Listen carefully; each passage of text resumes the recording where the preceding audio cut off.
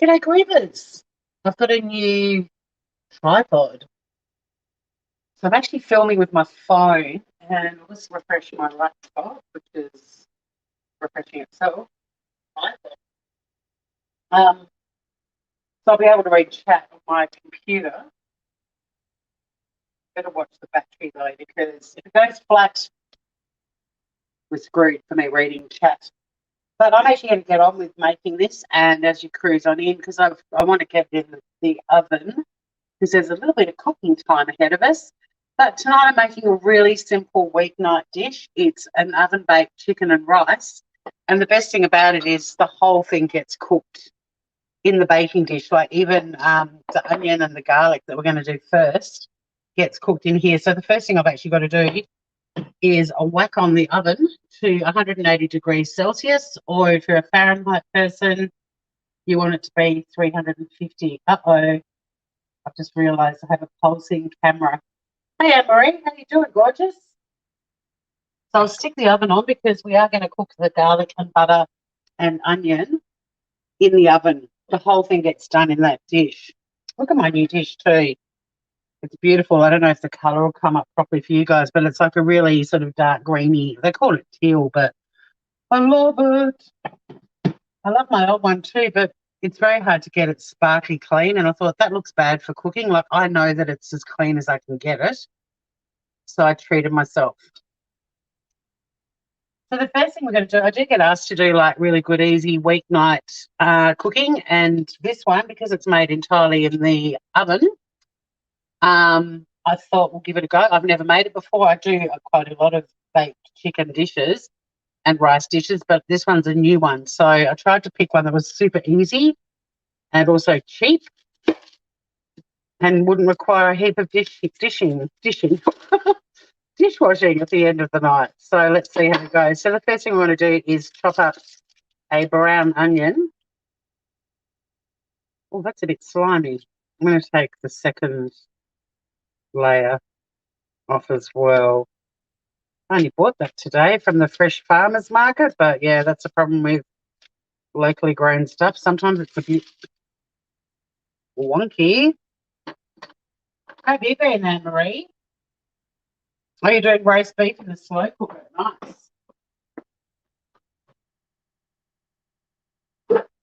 Now, I usually try to have everything prepped and good to go when I'm cooking, but I want to prove how easy and quick it is. So I did get a few things organised, but for the most part, we are cooking from scratch. You've been really good. That's awesome. Good to hear. So just chop up your onion. Now you can use a brown onion or white onion.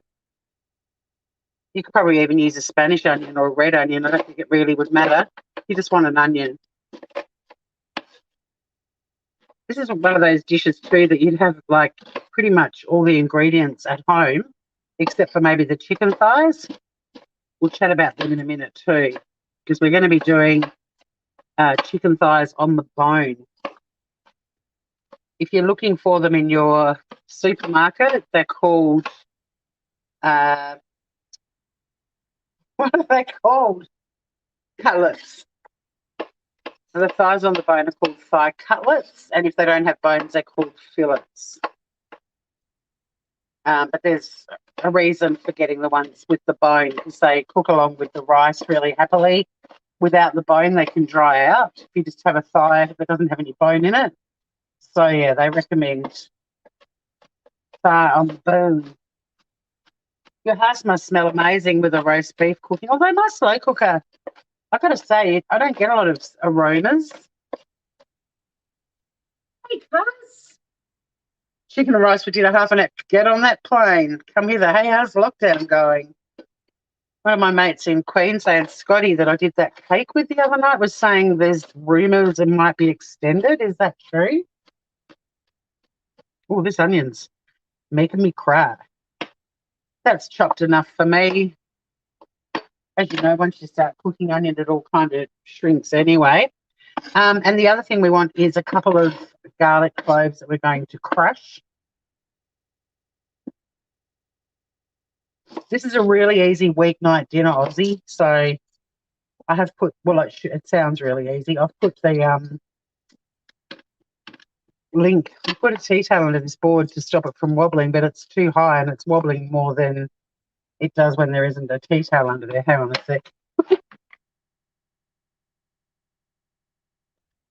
This is unprepared Tory. So a couple of garlic cloves. One little tip for getting the skin off the garlic clove rather than trying to peel it, just squash it a little bit with your hand on the side of the knife. But if it's not working, it usually peels off really easily. That one wasn't too bad. Get rid of the skin.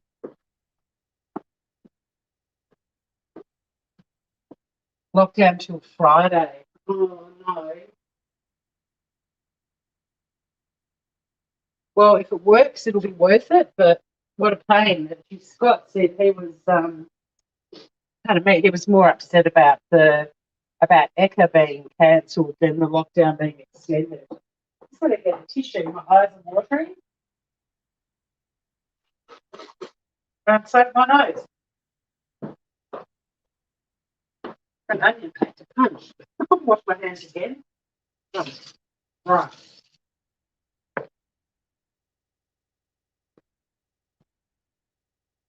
So what we're going to do is just scatter the onion into the baking dish. Try to get it in the dish and not everywhere else.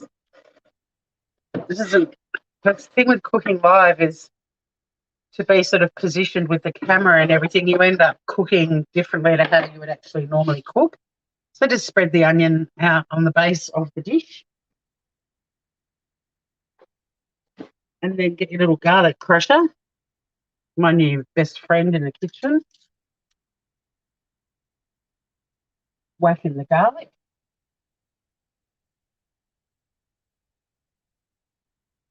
Oh, your house does smell amazing. You've got more restrictions too, Anne-Marie. What's happening for you?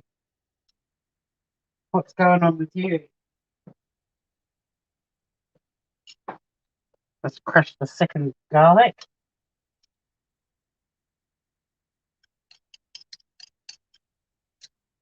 And then just using your hands, just mix the garlic and onion a bit together. And then we want to get about 30 grams of butter.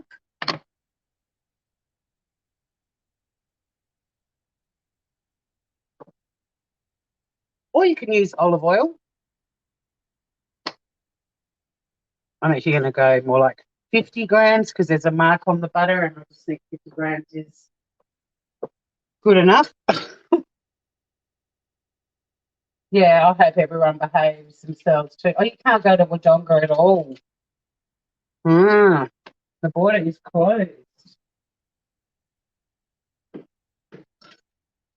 Albury's a better side anyway, isn't it, Anne-Marie? And then just cube up your butter a little bit and whack that in the dish as well. And here's the exciting part.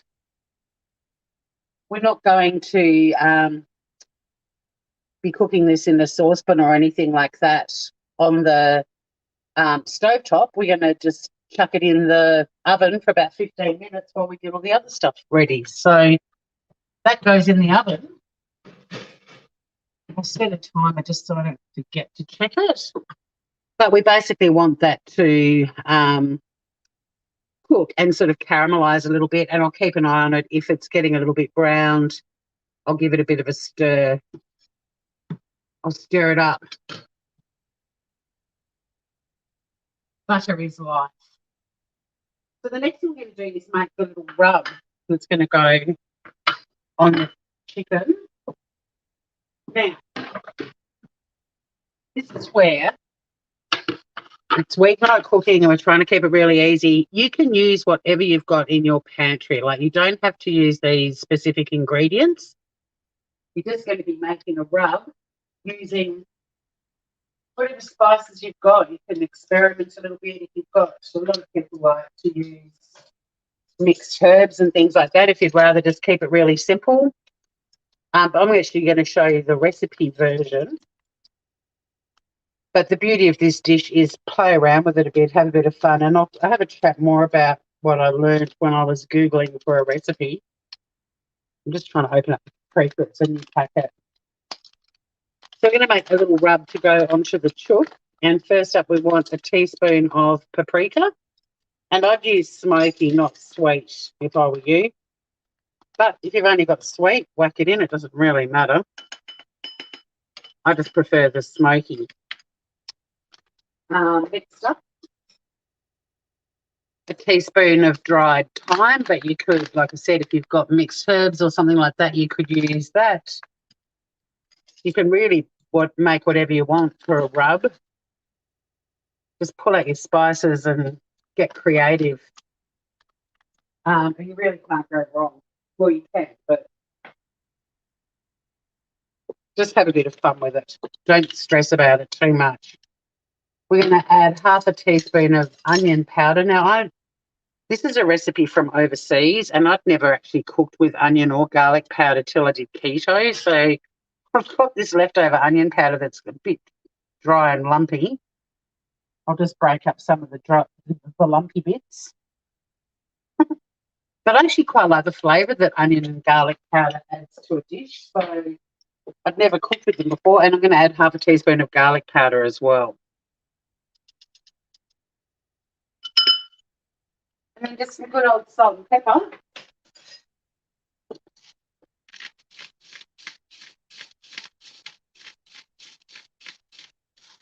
And some salt.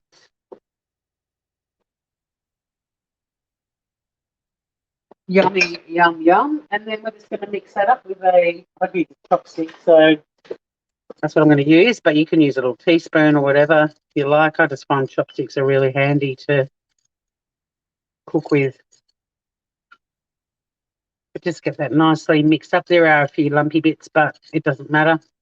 But like I said, you could really use whatever you've got. If you just wanted to do mixed herbs and some paprika and some salt and pepper, that'll work. Just muck around with whatever you've got. Pull out your oldest, saddest looking spices in the kitchen and use them up. So next up, we're going to do the chicken. Now, these thighs have actually got the bone in them. Trying to see if it's honing in on that. So it is actually a chicken thigh cutlet you want to use, not a thigh fillet. But we are actually going to peel the skin off. And the reason for that is the chicken is going to be sitting on top of the rice and the onions and garlic, or the onion and garlic. And it's very easy to pull skin off a chicken thigh, by the way. The fat, there's too much fat in the skin. It will actually go down and saturate the rice and make it really greasy. So get rid of the skin. If you can get thigh cutlets on with the bone without the skin, even better. But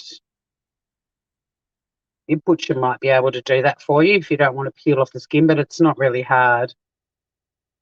But it also means we don't have to pan fry the fillets or the cutlets to brown the meat. Yeah, I'd use garlic salt. Why not? That would work a treat. Aussie, the cat is going to love the skin. Yeah, I'm going to save it, but Sunny's really into beef. She eats chicken, but beef is her favourite, and she's not a fan of seafood at all. Well, she does eat a tuna sachet, but it's her least favourite. She likes all the red meats, so I don't know if she'll like the skin or not, but I'll see. I've given her chicken offcuts before, and she turned her nose up. Biscuit used to go nuts if I was cooking chicken. I used to give her little treats all the time, like tiny treats, because she was on a very strict diet. And once she got down to 6 kilos, I was like, oh, but like a tiny amount. So get rid of the skin, put it in a little container or a bowl and save it for your flutes.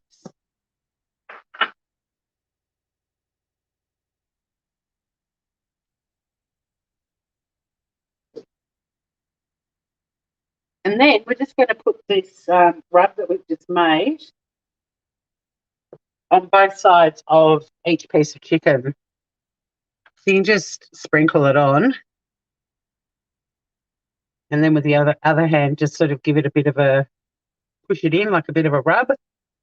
Don't have to be precious about it, but you do want to have it on both sides of the chook.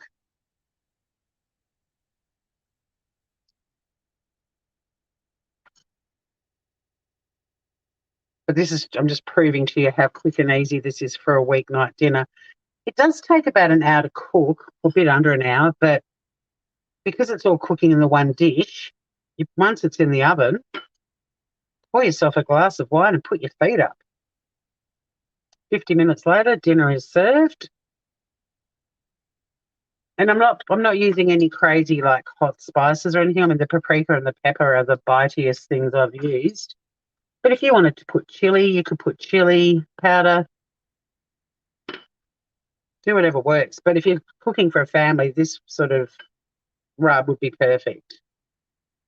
Put the last bit on there. And you don't have to like go nuts with pushing it into, like when you do rubs on steak and you want it all in.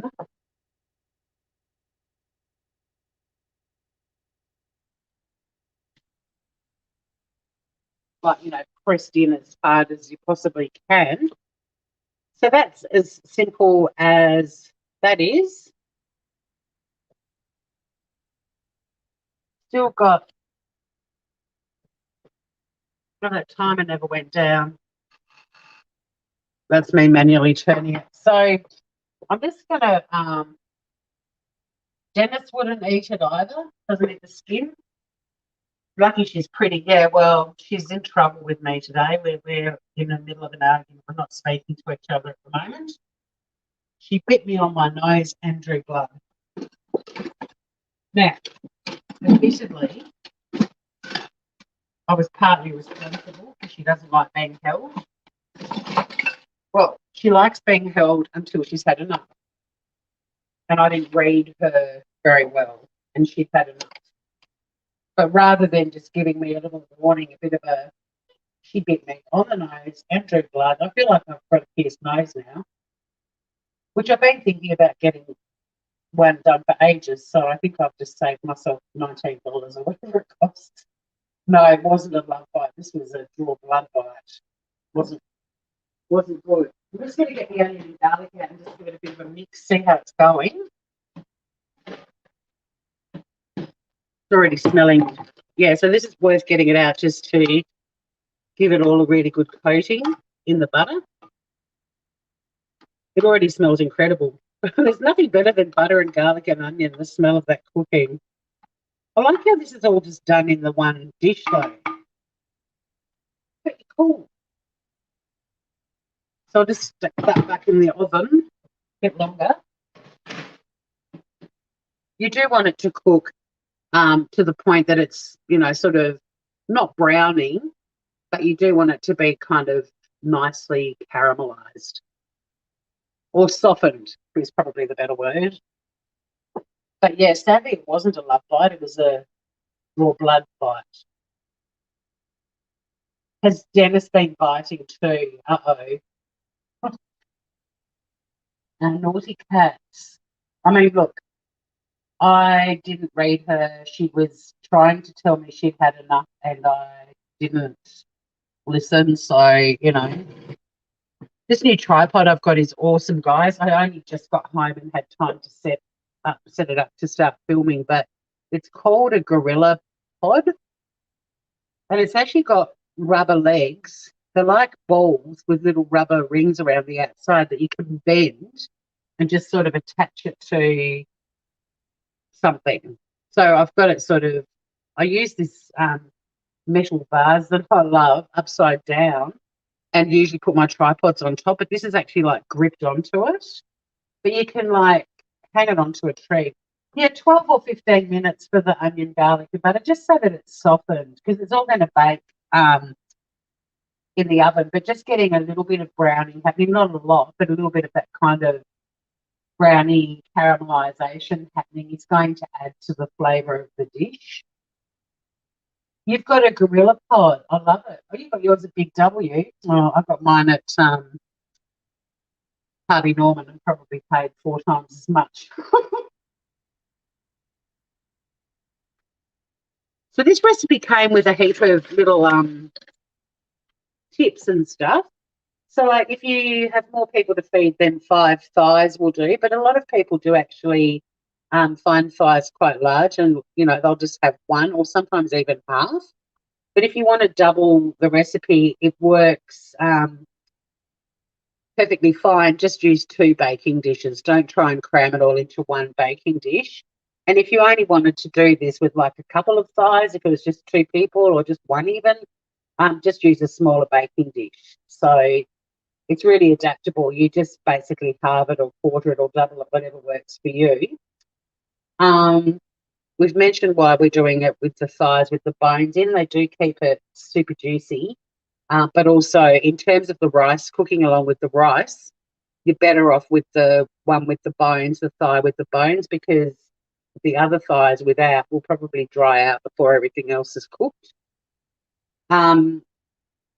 You could also do this recipe with drumsticks, and you wouldn't take the skin off the drumsticks. It's not actually as fatty as the skin on the thigh. But like I was saying before, the skin comes off the thigh because it'll make the rice component really greasy. If you do struggle to get thighs without the bone, you can still use them. But what you want to do is cook the rice on its own for 30 minutes and then add the chicken thighs and cook it for another 20 to 25 minutes. So you can do it that way if you want. All of these notes are in the link with the recipe. The chicken rub, like I said, you can substitute that with anything. You could do lemon pepper, you could do Italian herb mix, whatever you've got. And the rice that we're going to use is basmati, but you can use any rice. Just avoid like the risotto rices, like the arboreos. But any kind of rice is good, and the long grain will be the fluffiest. You can use brown rice, but you're going to have to cook it for a bit longer and add extra water. But definitely don't use like minute rice or arborio, risotto, paella, that sort of stuff. And then obviously you can do side veggies. I'm going to do some green beans and some broccolini to have with it. But it will be yummy just with the chicken and rice, if that's your kind of thing. They also give you a recipe for some gravy. Well, actually, they don't give the recipe. They just say you could also make gravy, but no, thank you. I don't want no gravy. I'm happy with the chicken, the rice, and I'll do some veggies. Your Kiwi husband would eat 5. Yeah, I bet. And that's what you can do, just double it up. But just use 2 baking dishes on 2 separate shelves in the oven rather than trying to cram it all into one, because you'll just end up with like poached chicken.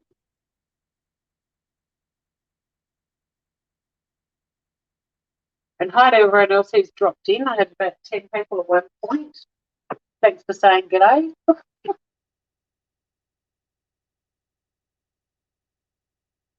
Okay, I can smell the onion and garlic and it all smells amazing. So I'm going to get on with assembling this dish. We're going to have plenty of time to hang out and chat. So I don't know how well you can see it, but it has browned a little bit. It's softened and it smells incredible. So now we're going to assemble this. And this recipe, this is so friggin' easy. It's not funny. So the first thing we're going to do is add 1.5 cups of rice. The rice goes on next. And like I said, I'm using basmati. It's a white rice, a long grain. According to the notes, long grain rice is the fluffiest in this recipe. So we all want to go fluffy, right? So it's going to be fluffy garlic rice, basically. And you do want to smooth it out a little bit. Flatten it out, because it's going to be the bed for chicken. Oh, actually, it's saying to completely mix it. Sorry, ignore me. I watched the video before. I didn't remember her mixing it. I thought she just spread it out on top. I'm following the recipe. We're mixing. Yeah, hit the thumbs up, groovers. All right. So then just flatten it, spread it out evenly on the dish.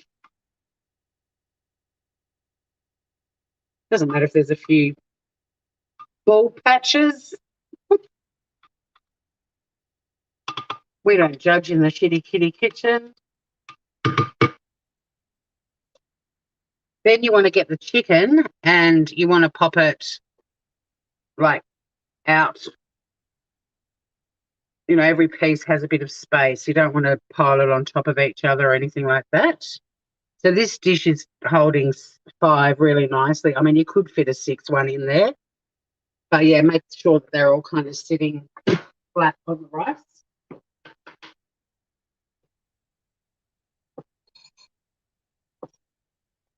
And then next up, we are going to pour 1.5 cups of chicken stock. Now, I do have some homemade chicken stock still in the fridge, but I just chose for tonight to make some stock with some stock cubes.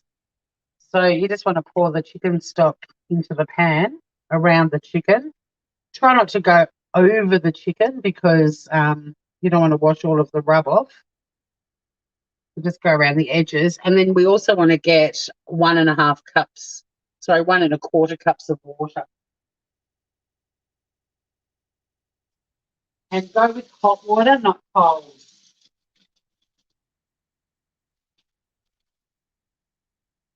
Getting my water up to a hot temperature.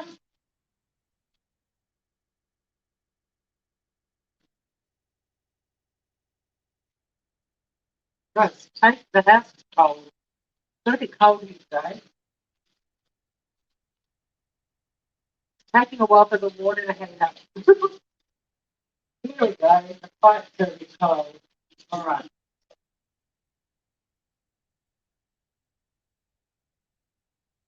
So yeah, 1.25 cups of water, and again, just try to sort of pour it in, you know, around the chicken. I mean, it could potentially end up. I reckon that's actually enough. I don't want the chicken totally under water because you do want that rub on top to get all yummy and crispy and delicious. And then just grab some alfoil, aluminum foil, and we're going to whack the foil on.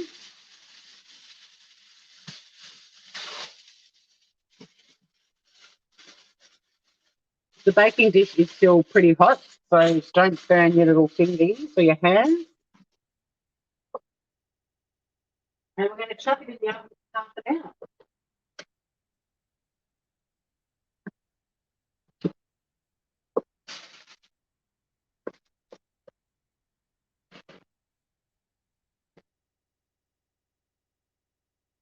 Okay. Hey, Google, set a timer for 30 minutes. Hey, Google. Oh. Set a timer for 30 minutes.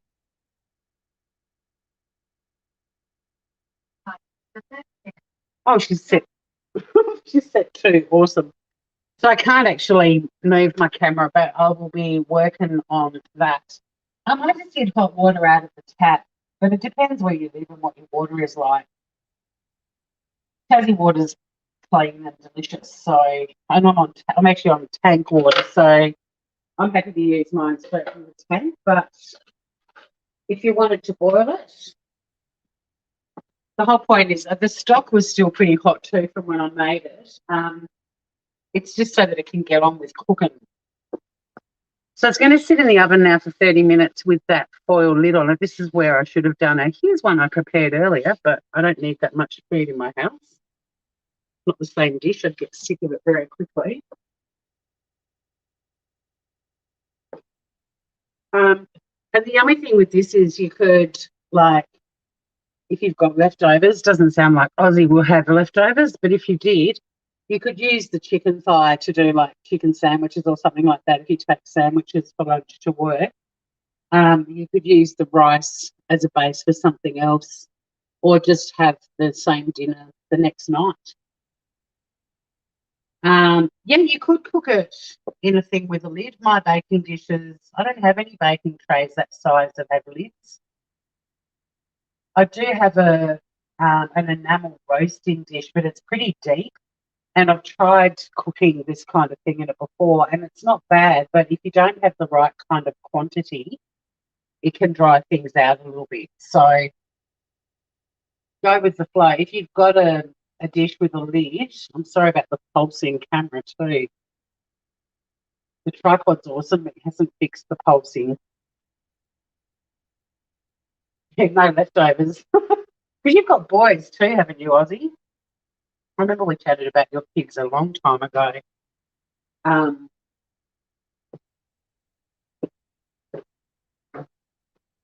it already smells incredible. But what we're going to do at the half-hour mark is take it out of the oven, and we're going to spray the top of the chicken with oil because it'll give that sort of crunchy kind of nice finish with all the herbs and everything that you used in the rub. And then we're going to just chuck it back in for another 20 minutes without any foil on top. And you really do want the rice to absorb all the liquid. So it's kind of like a risotto. I do quite a lot of baked chicken rice things. I've got an amazing recipe that I haven't done on this channel yet, which I should, which is a Thai green curry. But you actually cook it. It's a baked one, and you cook it with the rice, and it's incredible. Like a lot of people find Thai green curries to be too hot, but there's something about cooking it in the dish with the rice. The rice absorbs it as well, and it just turns into this incredible flavour bomb. There's coconut milk and stuff like that in the dish as well. I need to put something in the shot for you guys to look at while I'm talking. Next time I go live, I'll be able to move this camera around a bit more. Go my lucky Parisian rooster. Every kitchen should have one of these. It needs a name. My friends at Andy's gave it to me a few years ago, but it remains nameless. So if anyone wants to give it a name, I'll take suggestions, but I do get the final say in the name. Or they eat like monsters. I've always got leftovers here, and a lot of people who live nearby get treated to a lot of food they weren't expecting because they've always got extra food. My friend Scotty down the road, I'm like, I'm coming down with food for you. In fact, I could probably take some of this down to him tonight. I might do that.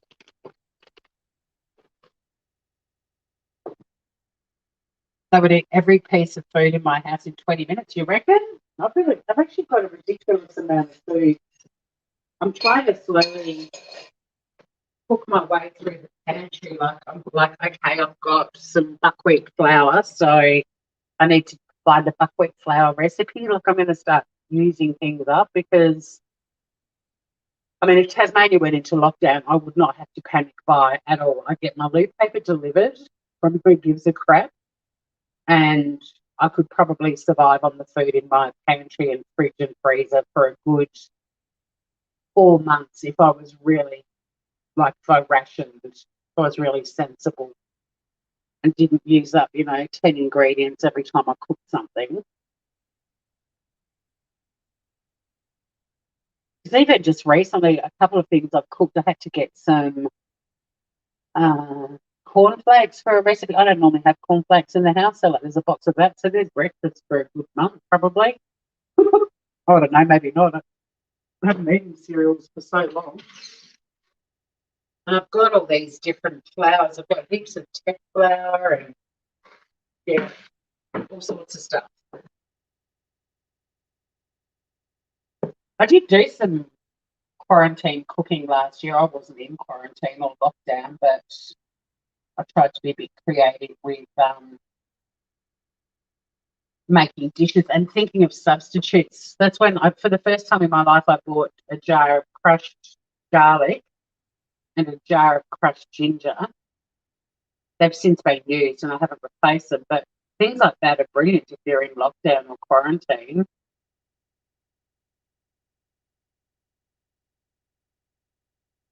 Hello, right?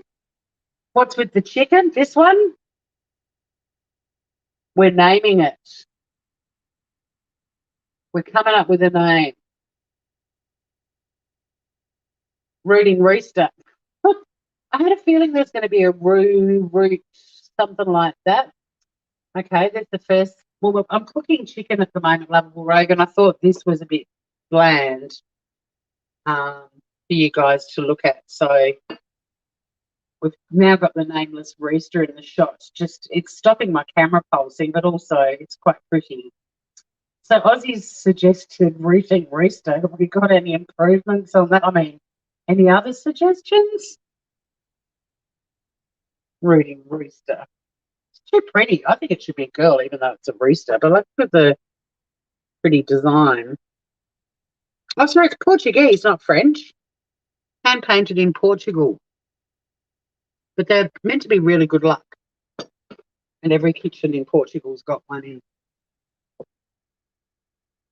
And quite a few shops, quite a few kitchens in Tasmania too.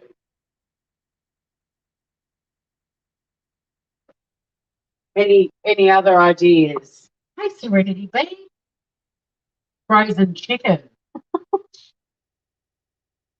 I can, Aussie. And that's why I love it. Oh my God, my little 5-pot picnic got big red. Okay. My little picnic by the 5-pot got clipped by Hartley. I didn't know. I woke up this morning and I was like, why am I getting a notification about that Hartley video with me going on about ageism? And then I was like, oh my God, I sound that shit crazy. I always think when I'm chatting that I'm, just chatty and happy and talking about fun things. And then I listen to the Hartley clips and I'm like, oh my God, I sound like a Fruit Loop. Rooting rooster, frozen chicken, and big red. I think root is sticking. Rooter. Rooter the rooster.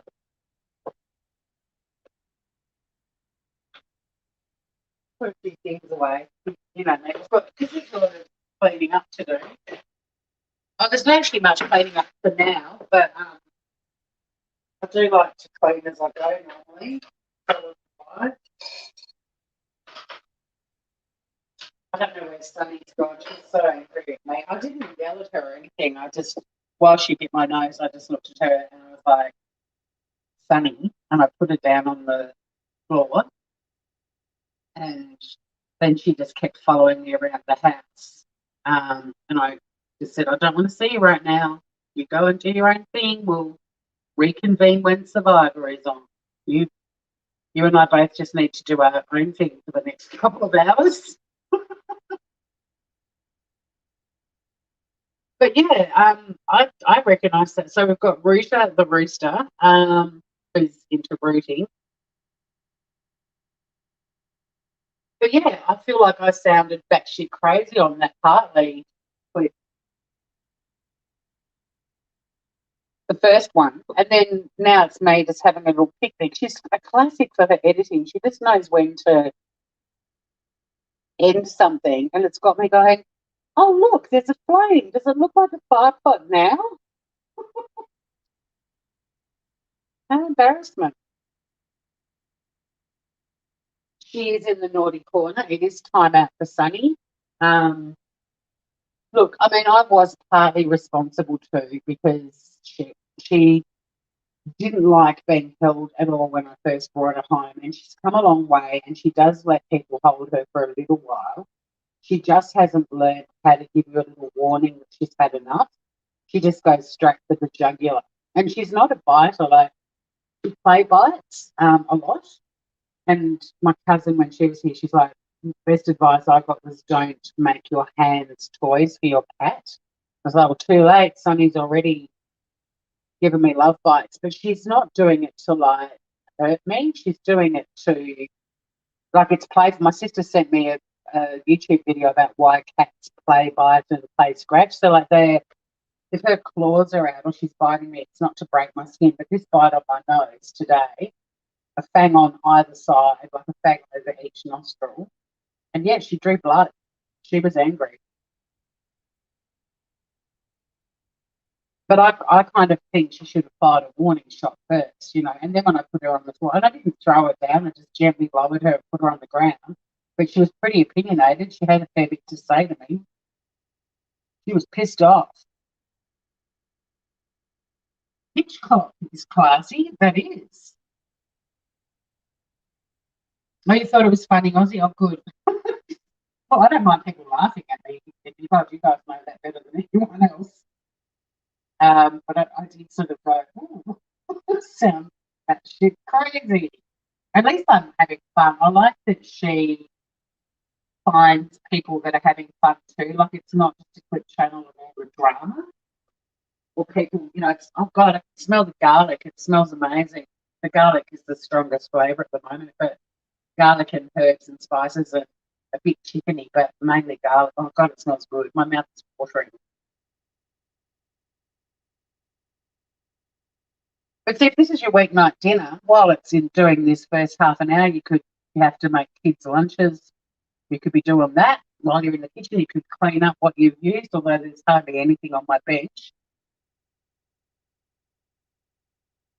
Or you could pour your third or fourth wine and put your feet up. You could go and put your jammies and your Uggs on and get ready to settle in for Survivor.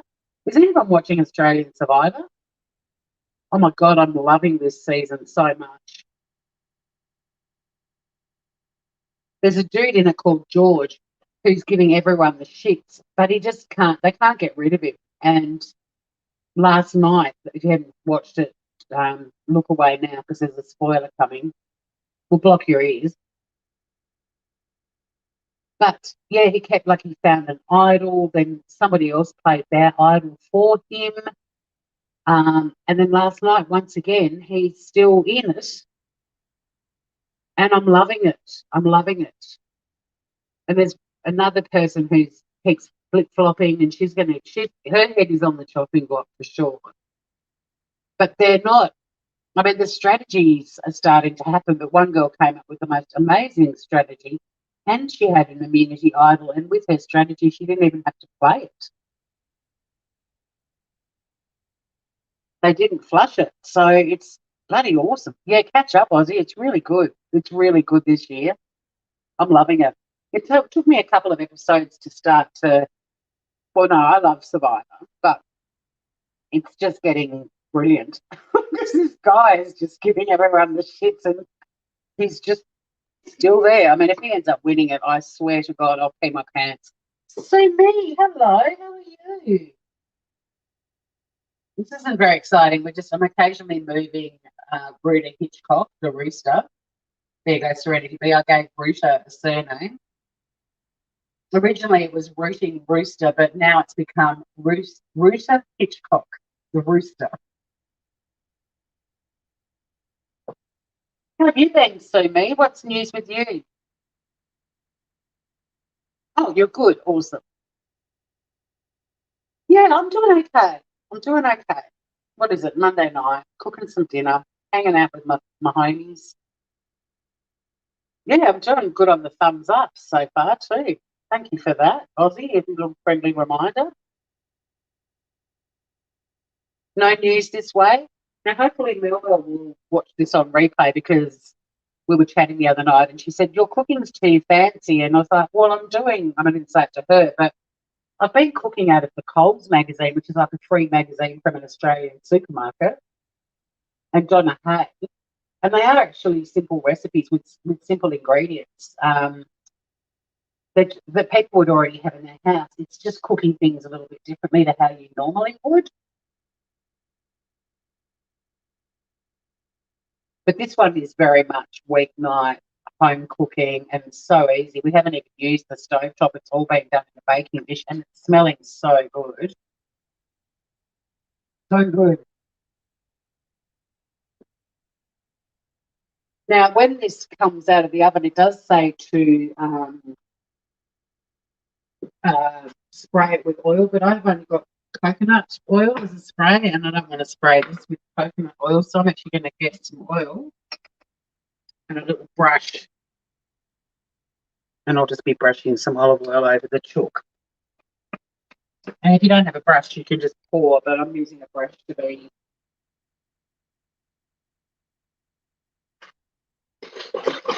We've got fine brush.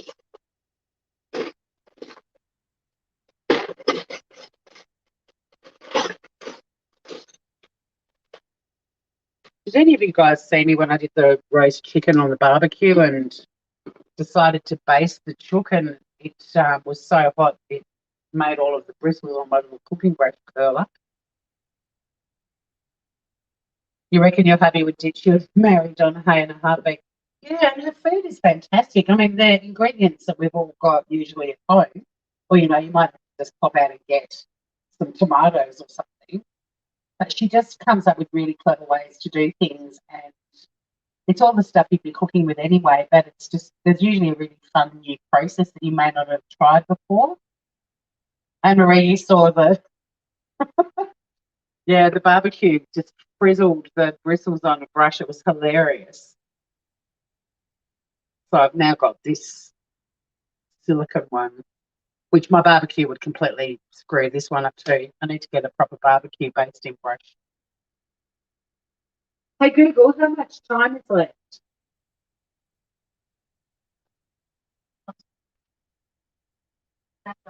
Yes.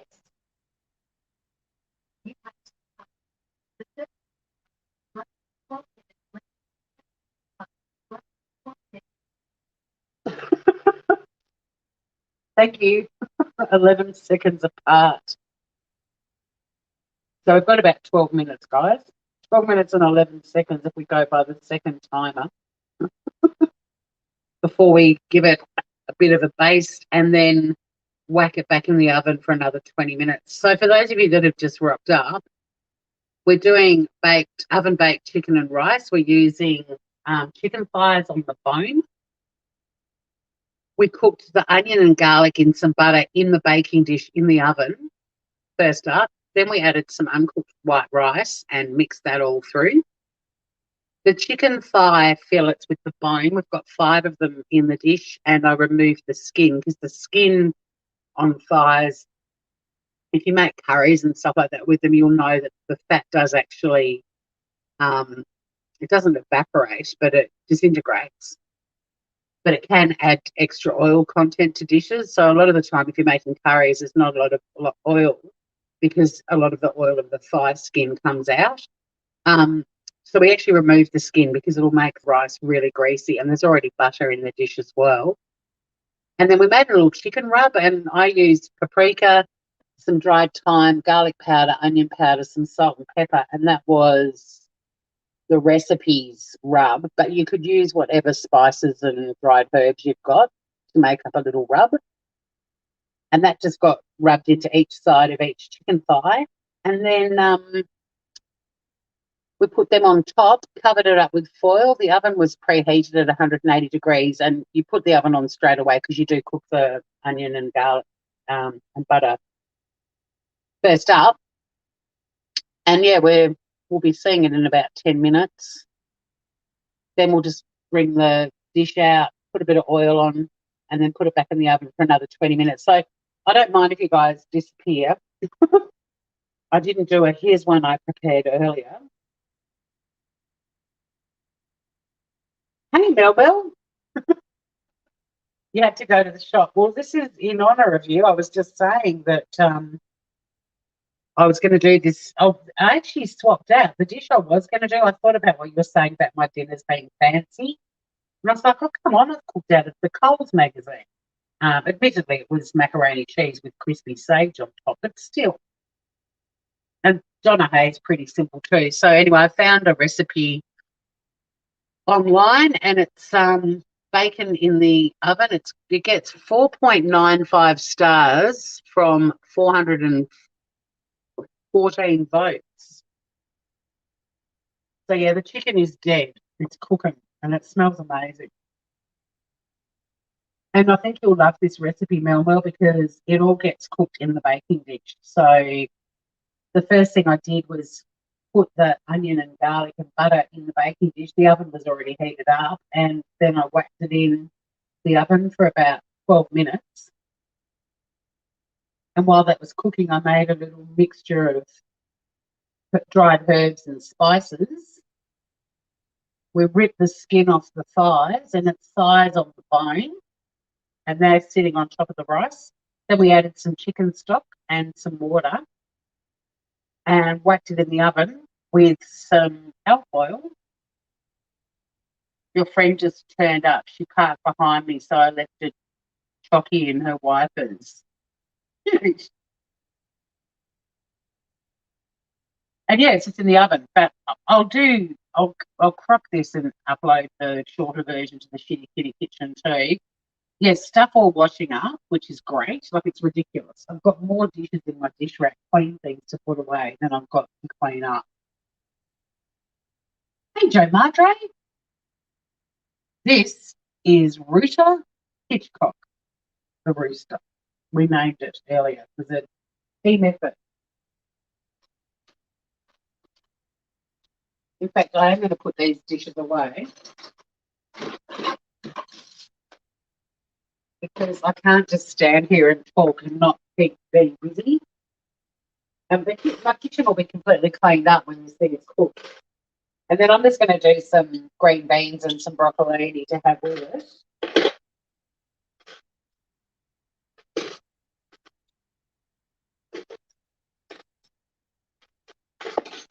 But you could do, a little salad if you wanted to.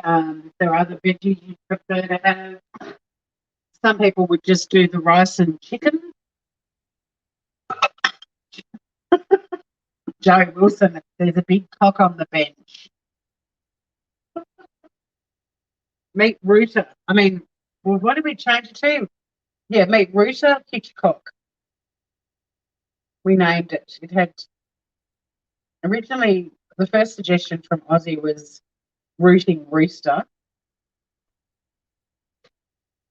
Then Serenity B suggested Rooter.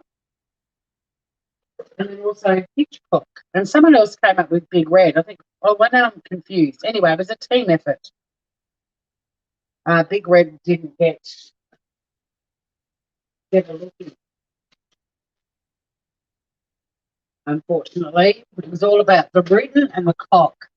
So, yeah, I suppose it could have been Dick Hitchcock as well, but let's not be too silly.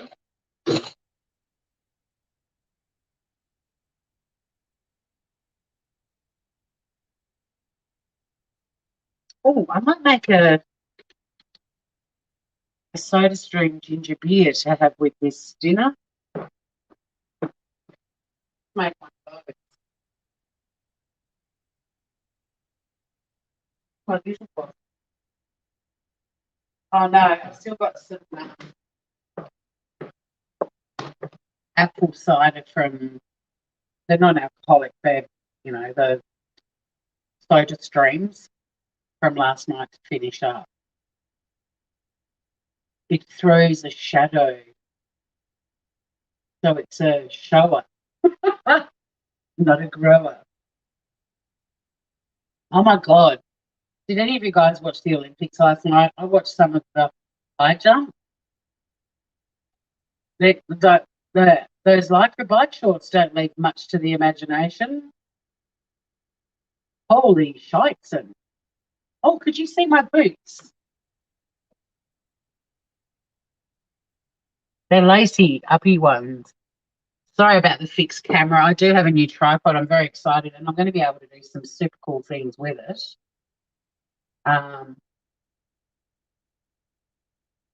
Billy G1 got, oh, did you do a snoring Olympics? I should try it. I don't think I've got it anymore, but when I was sitting at the fire pot, my friend Beck and I and my brother, well, I narrated like a sports commentator. My dad did the snoring Olympics. And God, I wish I'd. He was the only contestant, so gold, silver, and bronze. I wish I'd kept the cassette. I think in all the times I've moved, somewhere along the way it got chucked. But it was so funny. And in the background, my brother was stirring up our dog Chelsea, and she actually snapped at him, and we all we all sat pissing ourselves laughing. Well done, Vinny. My dad was unbelievable. He was a champion snorer.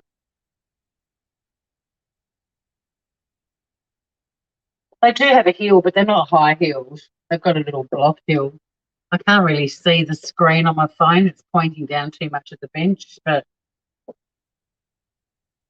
I don't normally cook in them. This is what I had on today, and they're so comfy. I just left them on.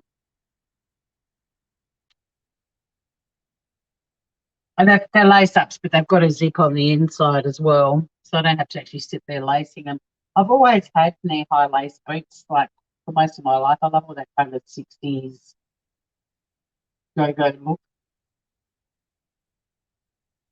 And I've got pretty decent pins, so I like the little, A-line dresses and little knee-high boots is my kind of going out attire. He fell asleep live with someone on panel talking. I fired up alive and did some commentary. Go on.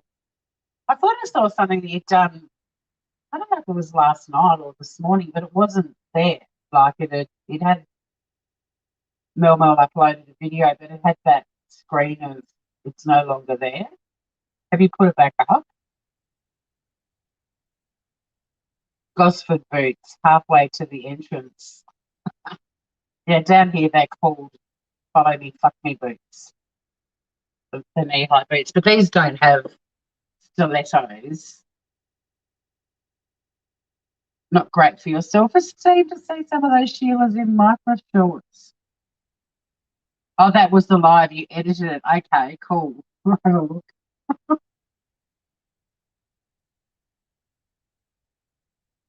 I know we had a few people competing for all kinds of medals the other night around the fire pot. There was we had the snoring Olympics. What was the other one? There was the sleepwalking Olympics.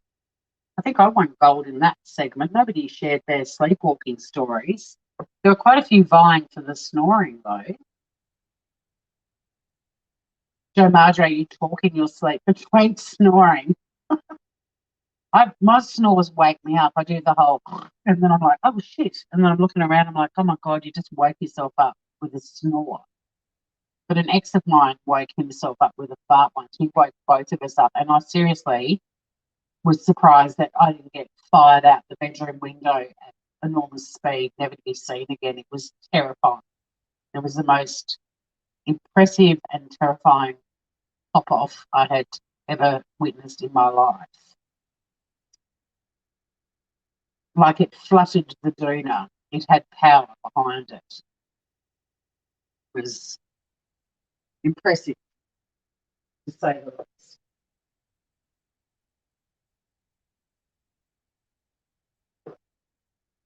I roll over at night and get one by Joshy. Oh no. I can't stand it how men refer to beds as fart sack. Is it no? What is it? Is it the fart sack? It's like, hey Google, stop. It's going to go up again in 11 seconds. Hey Google, stop. Thank you. Yeah, they call beds fart sacks. I hate it. It's like, can you not call it that? Gross.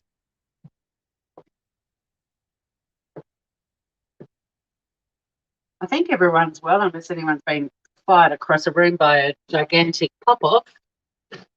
Oh, I should have taken my specs off. All right. Chicken at the halfway mark. Oh, looking good.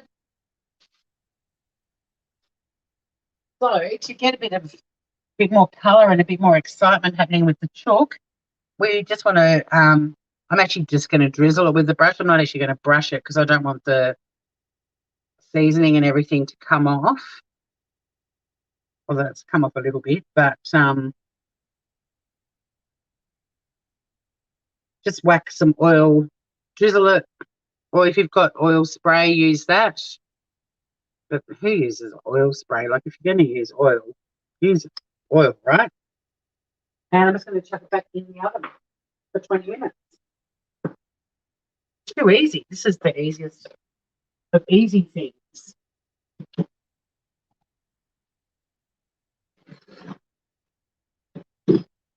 Hey Google, set a timer for 20 minutes.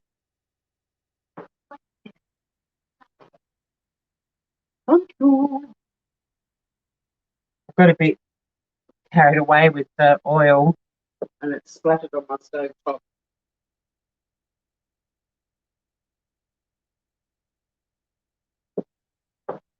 Clean as you go, people. Clean as you go. Oh, Dutch ovens. Yeah, that's a gross term as well.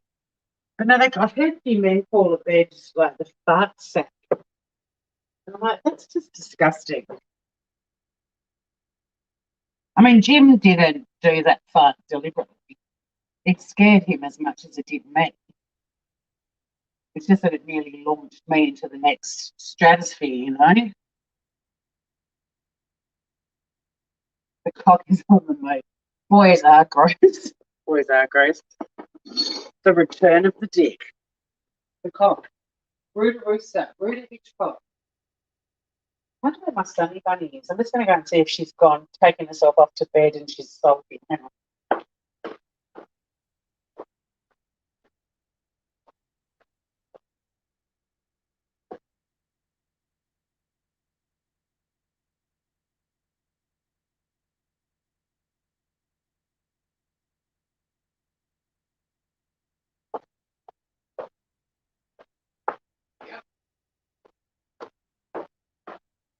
She's had her dinner and she's taken herself back off to bed. Poor little thing. No, mate, stop. I didn't read your comment and I came back and moved it. So you can check out its ass. It's staring into my soul.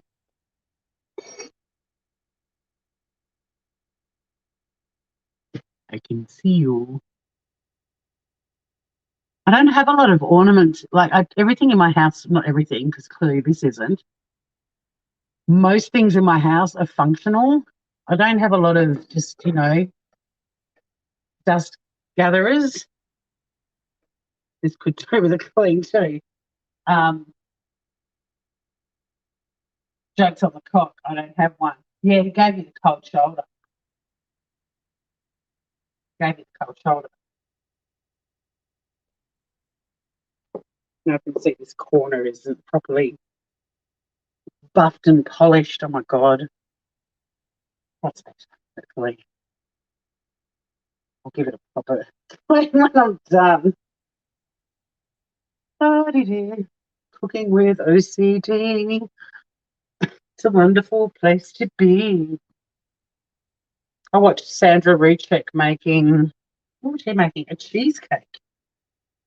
And people did the usual roll call, like, hi from Philadelphia, greetings from Maryland, and all that sort of shit. And I was like, g'day from Tasmania. And the next thing she was like, g'day from Tasmania. Oh, that's really cool.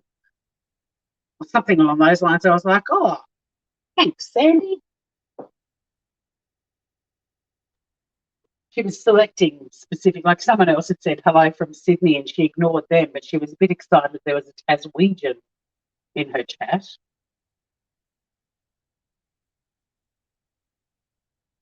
Joey, we've already taken this into the gutter. We can take it lower if you want. Poor little cock. G'day, cock. That was one thing that freaked me out when I moved back to Tassie that I'd forgotten about is men down here call each other cock. And they don't do that in Adelaide or Sydney.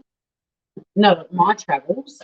And when I first moved back here in 2003, a couple of times I'd be out, and I'd hear guys going, g'day, cock, and I couldn't stop giggling. I thought it was hilarious. But now it's normal. But I'd forgotten that. You're all off to have a smoke break. Okay, enjoy. I'll just clean up the kitchen while, your dinner is cooking. Off you go.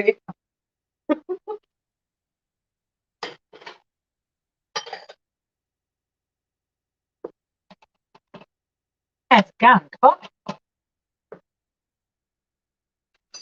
How are you, cocky?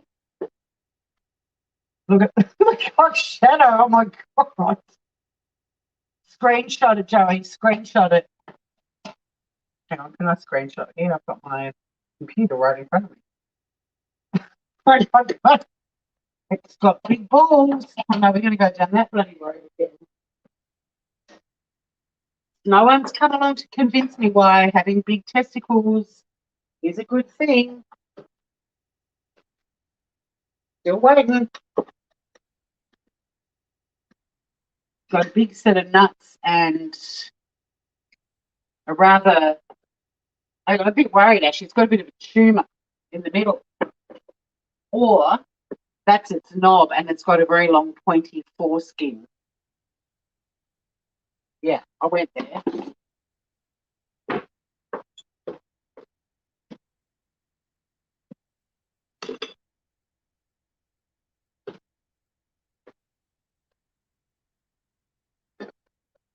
Oh, I can't see what I'm doing. I was trying to do something funny, but I can't because the YouTube screen is a bit delayed. The guys down the road have a big metal rooster in the front yard. Bunch of dudes. Well, free advertising.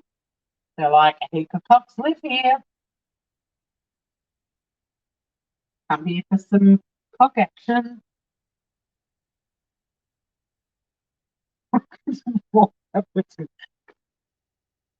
I'm trying to give him an innocent. There we go. Has he got a little innocent shadow now? Yes, he has. I feel like I violated him.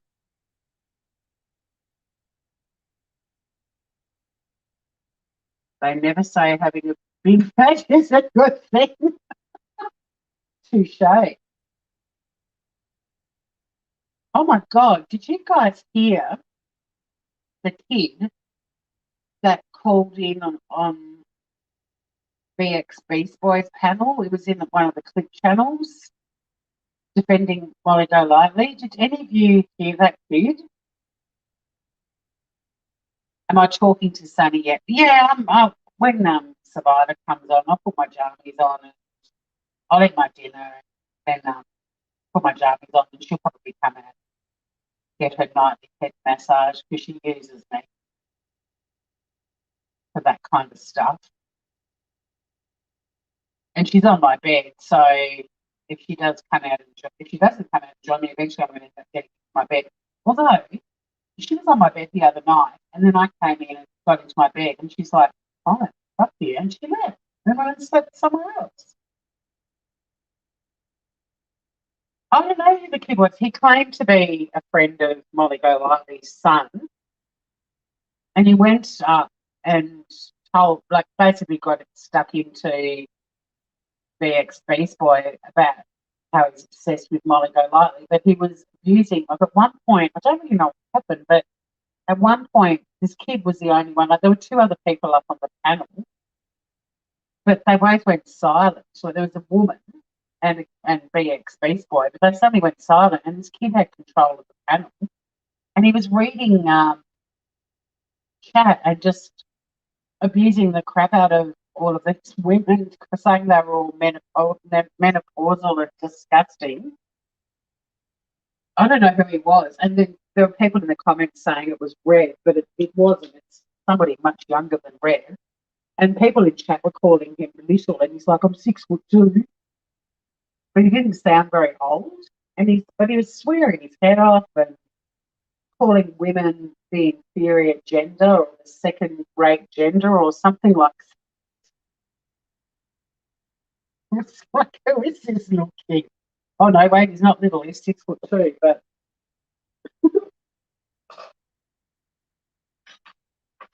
it was interesting. But, yeah, he was basically abusing the crap out of middle-aged women and saying all middle-aged women are menopausal and disgusting. And I'm thinking, dude, you're up on a panel defending Molly Golightly. Like, hello?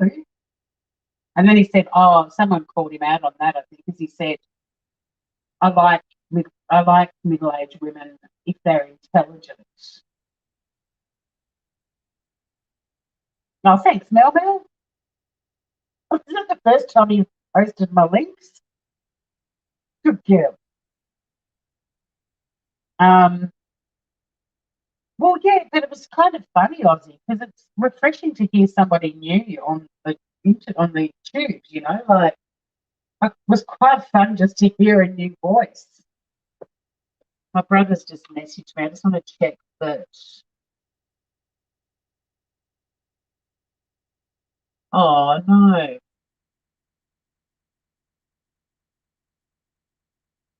Oh, Will just messaged me because Pat Russell, who was a news reader at the radio station where I did breakfast radio, died. That's a bit sad. I mean, he was older, but rest in peace, Pat. But back to the knob. Yeah, it was the brand new one. Huh? What's the brand new one? What have you done? I've got to open it in a new window. Open link in new window. Oh, you rickrolled me, you bitch. I did.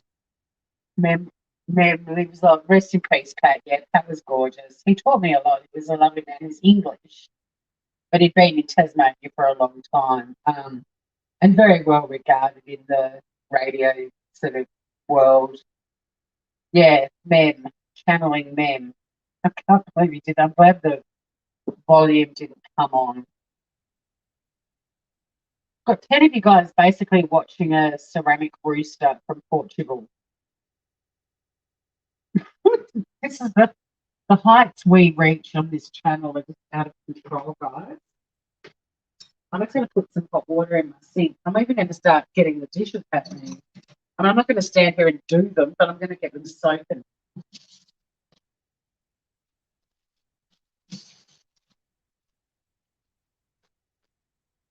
While the pipes are still warmed up. Oh, you're going to be doing a pork belly, Mel. What? You often are doing a pork belly when I go live cooking. Is it like pork belly Monday or something at your place?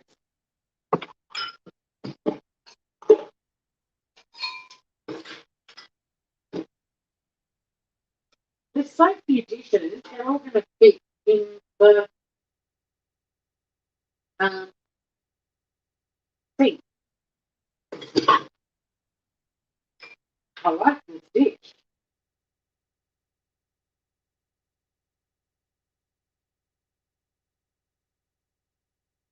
I did forget when I took the chook out just before to sprinkle I took some frozen thyme out of the freezer. Because it's frozen, I wanted to chuck it on the chook. So I'm just going to bring the chook out for a sec. If you have fresh herbs, it'd be better. Oh my God, this is looking amazing. It smells incredible. But if you're using some frozen herbs, you're better off chucking them on. And I'm not even going to pull the little leaves off. I'm just going to whack some thyme on. But yeah, if it's frozen, you're better off adding it while it's still cooking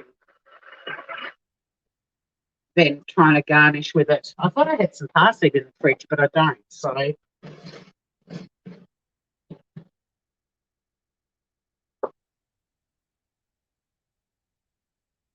who is the punk dissing menopausal women?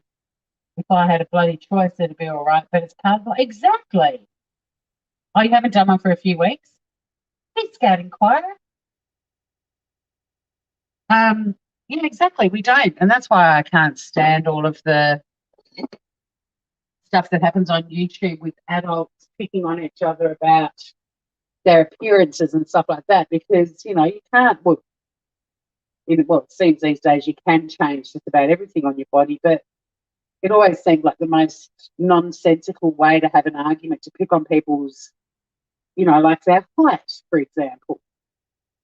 Calling someone a short ass, and so they can't do anything about it. No, has he dumped us? Maybe Mel. I haven't seen him around for a while. It's probably too much. Channel's not contentious enough for some of those boys, I reckon. Yeah, once you go for looks, you have lost. But especially when it's something like, oh, you short ass, it's like they can't do anything about it. And I find it interesting that people that do spend money getting surgical enhancements and improvements are very vocal about people's looks. And it's like, you've just spent money getting a boob job or getting Botox, or, we could talk about all kinds of things that we've seen on the YouTubes, people improving themselves. And it's like, well, if you're not insecure about your own looks, why did you just spend a fortune on improving?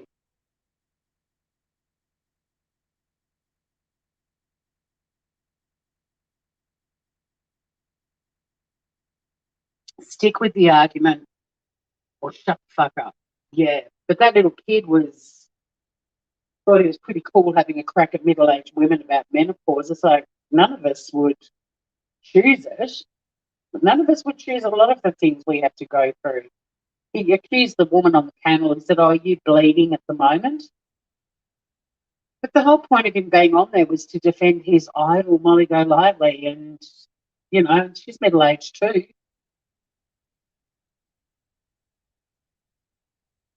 I know it's kind of weird. The younger folk in Tasmania are dipping into the Botox and boobs and all of that sort of stuff these days. It's weird because for a very long time we were all very much just the way we were created, and part of us don't wear makeup and pretty down to earth. Like most girls just, in my generation, we all just bombed around in blunts and boots and jeans and jumpers and beanies. But the younger ones are certainly getting into all of that kind of stuff.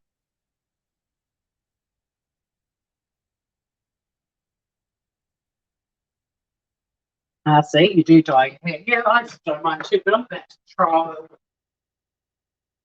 not the salt and pepper look, but my friend Andrew, who's also my hairdresser, said when my greys are at like 50%, we want to start seeing what my hair looks like with greys, but it's not quite 50% yet, but I reckon it's getting close. So I've got a couple of ideas of some hairdos I'd like to try,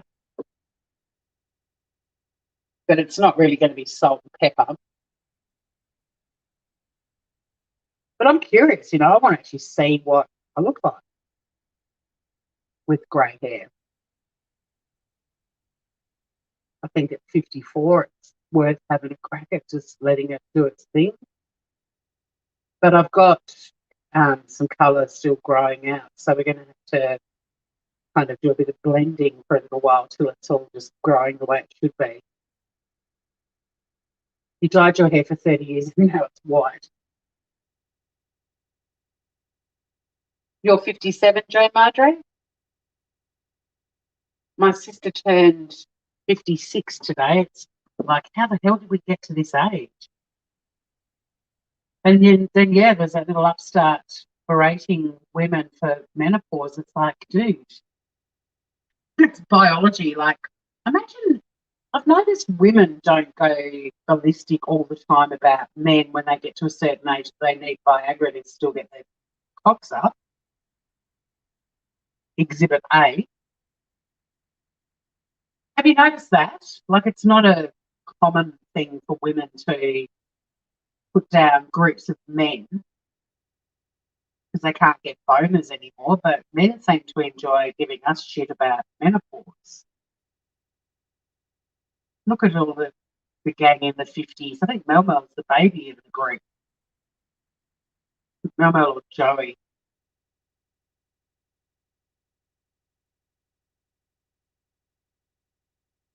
Oh, so you're 57 at the end of August. Yeah, my sister's just turned 56. Um,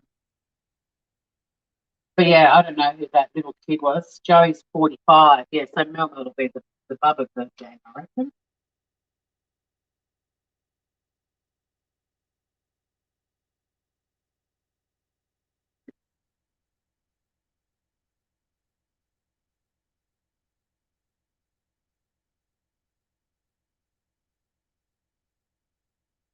Well, Will just sent me a photo, but it's not letting me open. I don't have the right app for it. Hey, Google, stop. It's a photo from my radio days with Pat Russell, but I can't open it. I'll have to try later. I might open it on my phone.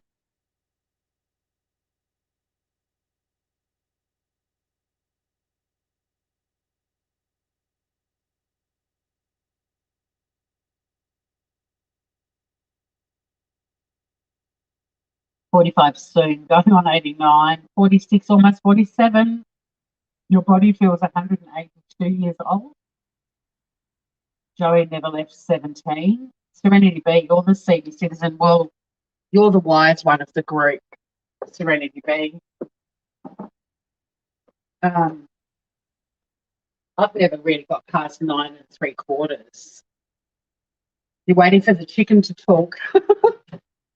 We need this. Oh, that's where I need Mel Mel. I can't do silly voices and stuff. So we should have had Mel Mel up doing voice of Barista while I cooked. So here it is, everybody. It's out of the oven. It looks pretty delicious. It smells incredible, and this rice hopefully will be light and fluffy. And also, the recipe did say these little crunchy bits in the corner and along the edges. Whoever bakes it should get them because they're amazing. But it looks divine. I'll plate some of it up and cut it open. And hello, Heimdall's Cooter. Thank you for stopping in and saying hello. This is a super easy oven-baked chicken and rice dish. Like anyone can make it. Yeah, the crunchy bits are the best.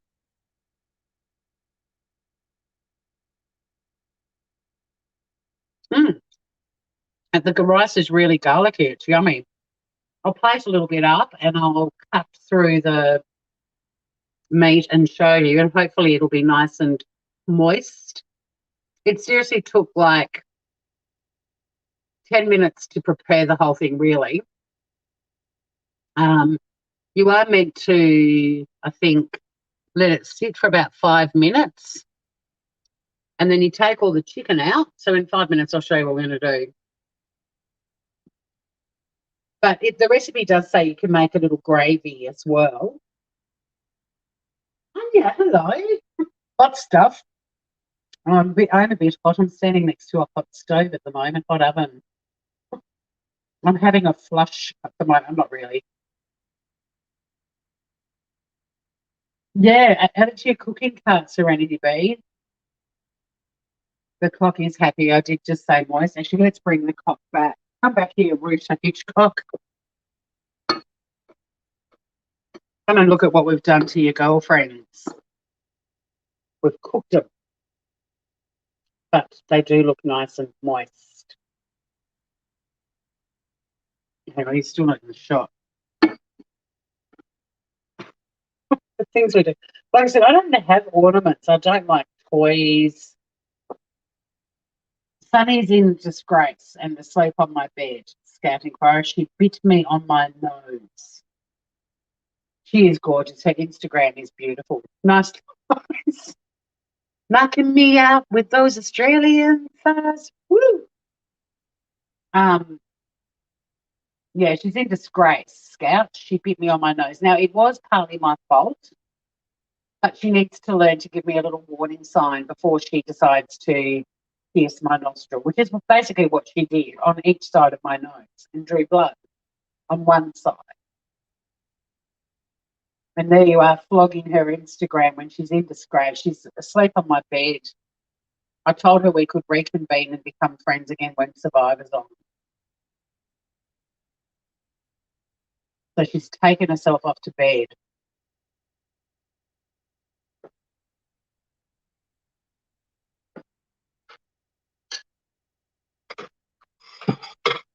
All right. It's good enough for me. It's close to 5 minutes. So, yeah, my nose. I know. So remove the chicken and the crunchy bits of thyme that I threw on at the end. Now there is a bit of brownery happening because that's the bottom of the thighs. Juice. And you want to fluff up the rice. I'm actually going to take that bit out. I don't want the discoloration. I don't mind a little bit, but oh no, I just dropped that in the sink. Just not all of it. Oh well. Fluff up the rice.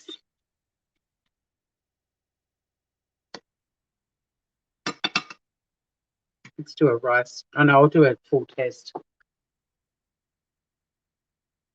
Oh, your chihuahua has a. I can't move the camera Serenity B, but if I've got a whopping great scar, I'll show it to you.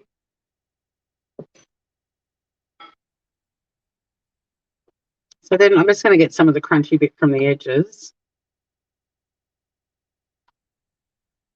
This is purely for demonstration purposes. I'm going to be cooking some veggies in a minute. Like with it. But just to do the little taste test and give it a score and end this live. Thank you everyone for hanging out with me. It's been fun.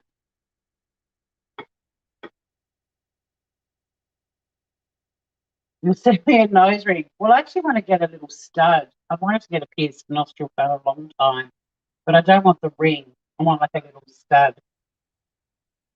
But you have to get a ring first, like when you get your ears pierced, you have to have the sleeper for a while, and then you can move on to something else, because I don't know if I can do the ring.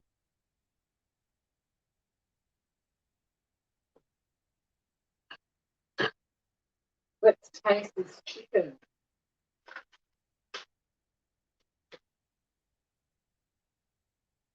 I'll check out your animal video, Joey. I nearly called you Tori. All right, so I'm just going to cut off a bit of thigh.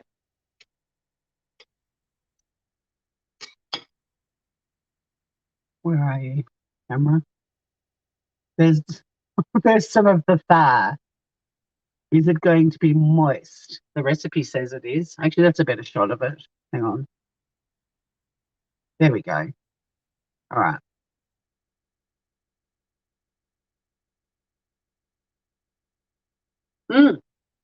Oh, yum. And yes, it is moist. It needs some salt, though. It does need a bit more salt. I like things with a bit of salt, though. Where did I put the pepper? I've already put it away. I like a bit of pepper, too. Oh, it's really yummy, guys. Try me some of the rice.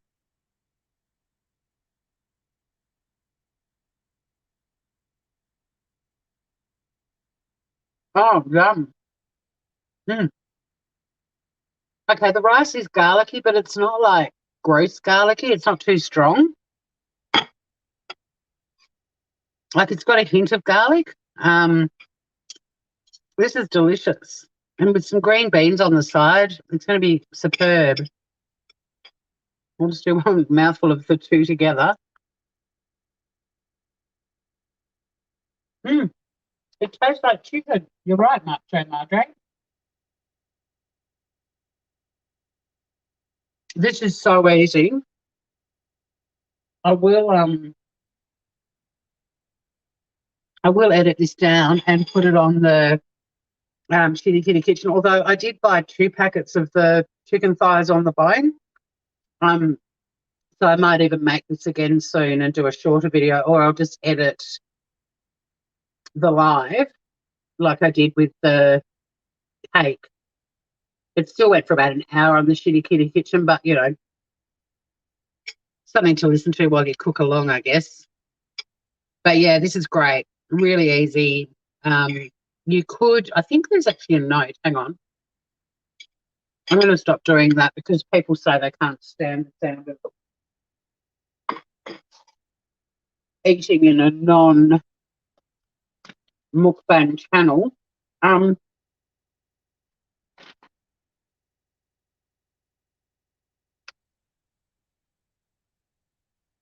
I thought I read somewhere that you can. Huh, maybe it was a different recipe. There was a recipe I looked at that said you can kind of pretty much have it all good to go. Um, like you can prepare it in advance. But seriously, if you get home, it took 10 minutes to put that together.